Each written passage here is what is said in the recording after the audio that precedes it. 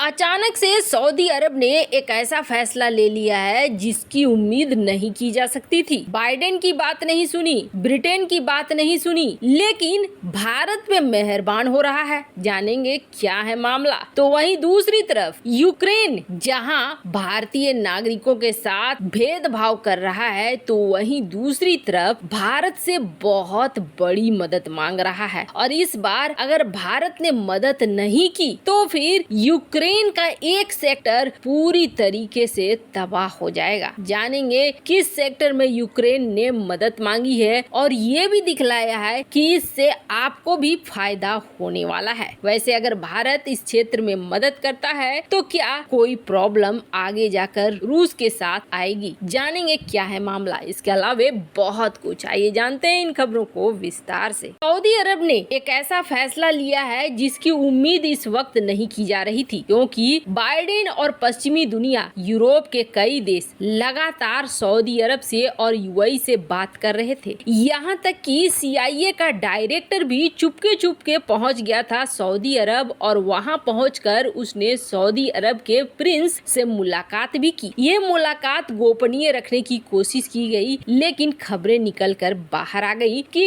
इस मुलाकात में भी अमेरिका सऊदी अरब पर दबाव बना रहा है कि आप ओपेक देशों को राजी करो प्रोडक्शन बढ़ाने के लिए और दाम को कम करने के लिए, क्योंकि यूरोप को महंगा पड़ रहा है, अमेरिका को महंगा पड़ रहा है। हमारे पास ऑप्शन तैयार रहेंगे तो हम रूस के साथ खरीद कम कर देंगे और आपके साथ खरीद को बढ़ा देंगे। जहाँ तक भारत की बात है, भारत को सस्ते में मिलने शुरू हो चुके हैं तेल, और रूस से भारत तेल खरीद भी रहा है। यहाँ तक कि जहाँ 2% खरीदता था भारत, वहाँ वो प्रतिशत बढ़ी है। हालांकि सस्ते रेट में जब कहीं से आपको डील मिल रही है तो आप उस डील को मानेंगे ही। ये हमारी वित्त मंत्री ने भी साफ किया कि अगर सस्ते में डील मिल रही है तो हम क्यों न ले। एनर्जी का क्राइसिस क्यों पैदा करें अपने देश में? अगर हमारे पास सस्ते में तेल रहेंगे तो ट्रांसपोर्ट सस्ता होगा, तो फिर महंगाई बढ़ेगी नहीं, कंट्रोल में रहेगी। भारत का अपना तर्क भी बहुत सही है। वैसे भारत इसके लिए अपनी तैयारियां भी कर रहा है कि कल की डेट में अगर रूस से भी खरीद पूरी तरीके से बंद करनी पड़े तो भारत क्या क्या कर सकता है। लेकिन भारत अब किसी दूसरे देश पर निर्भर नहीं रहना चाह रहा है। ऐसे में भारत लगातार रिन्यूएबल एनर्जी के क्षेत्र में आगे बढ़ रहा है, नई नई फैक्ट्रियों को स्थापित कर रहा है, नई नई साझेदारी कर रहा है। इसी साझेदारी में जहां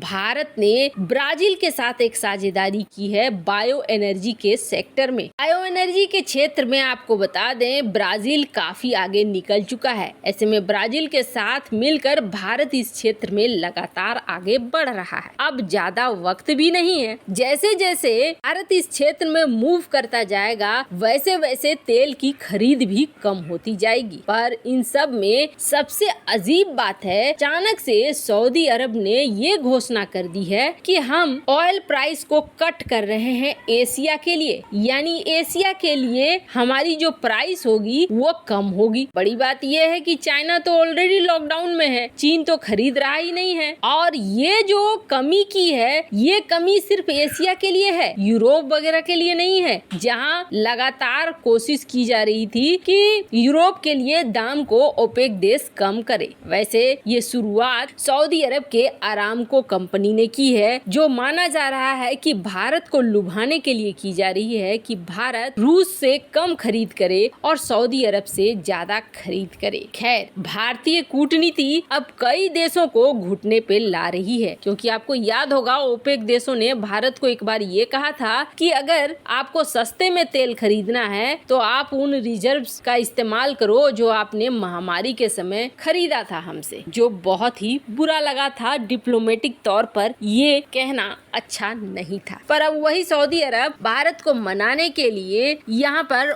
ऑयल प्राइस को कट कर रहा है। तो वहीं दूसरी तरफ बड़ी खबर निकल कर आ रही है यूक्रेन से। आपको याद होगा जब रूस यूक्रेन का अचानक से लड़ाई शुरू हो चुका था, कई भारतीय छात्र फंस गए थे। ऐसे में यूक्रेन में कई भारतीय छात्रों के साथ भी दुर्व्यवहार हुआ था और उन्होंने शिकायत की थी कि यूक्रेन ने भेदभाव करना शुरू कर दिया था जब उन्हें लगा था कि यूक्रेन के साथ भारत खड़ा नहीं है। भारत गुटनिरपेक्ष है और भारत लगातार लगातार मदद भी भेज रहा है, मानवीय सहायता भी भेज रहा है यूक्रेन को। आप इस बात का अंदाजा ऐसे लगाइए कि भारत ने हाल ही में करीब 7,000 करोड़ का मेडिकल एड और मेडिकल सप्लाई, मानवीय सहायता वगैरह भेजी है, लेकिन यूक्रेन के लिए ये चीजें मायने नहीं कर रही हैं। यूक्रेन को चाहिए कि रूस के खिलाफ भारत यूक्रेन का साथ दे दे। ऐसे इतिहास में अगर चीजें निकालेंगे तो यूक्रेन ने भारत के लिए कभी क्या ऐसा किया है? यूक्रेन ने तो हमेशा